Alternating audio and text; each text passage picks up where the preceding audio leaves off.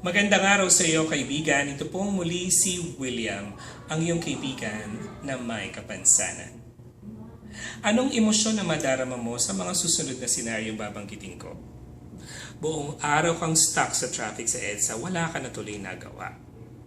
Yung mabalitaan mo yung chismosa mong kapitbahay, paulit-ulit ka pang inuutangan at sinisiraan ka pa kapag hindi mo napagbigyan.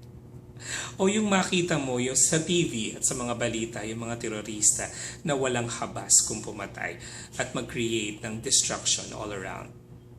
Hindi ba galit?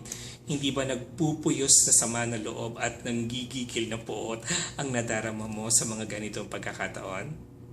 I'm sure may definition ka rin ng iba't iba pa mga senaryo kung saan ang galit mo ay mas malaki pa minsan kaysa sa iyo. Kaya pag-usapan natin how to control your anger. At humingi ako ng tulong sa 3 tao na mayroong mga magagandang payo ukol dito. Sabi ni King Solomon sa Ecclesiastes 7:9, control your temper, for anger labels you a fool. Nagmumukha ka palang hangal kapag pinagbigyan mo ang iyong temper at nag-lash out ka na lang o nilabas mo lahat ng galit mo.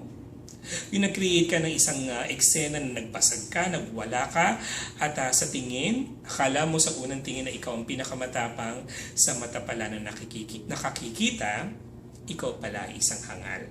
Dahil hindi ka natutong magpigil ng iyong galit.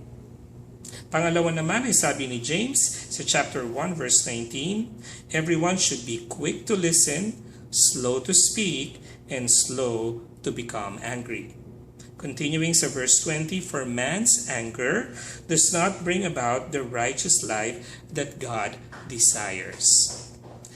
Kung bakit ganitong sinabi ni James ay dahil dapat nga naman na tayo ay dahan-dahang magsalita, alalay lang bago magalit, pero mabilis tayong makinig. Kasi baka minsan hindi lang tayo nagkaunawaan kaya tayo nagalit bigla.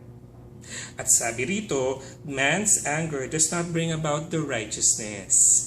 Kapag tayo ay galit na, definitely mas malapit tayo na gumawa ng masama or magsabi ng mga bagay na later ay pagsisisihan din natin, kaya malayo tayo maging righteous kung tayo ay galit. Sabi naman ni Paul sa Ephesians 4:26-27, in your anger, do not sin. Do not let the sun go down on your anger. Pwede ka pa rin naman magalit dahil valid na emosyon ang galit. Pero sana, kaya ng warning ni Paul, hindi na natin kailangan magkasala. Dahil posible pala na magalit ka, pero hindi mo kailangan makasakit ng damdamin ng iba, or worse, magkasala at magkaroon pa ng commitment ng mga bagay na ipagsisisihan mo din naman sa huli. Kung paano mo ito ipoproseso in time, ang aking dalangin ay sana matutunan mo. Kasi alam ko hindi ito madali, subalit guided by the Word of God, everything is possible. Maging ang pagtitame o ang pagpapahupa ng ating galit. Hanggang sa muli, kaibigan.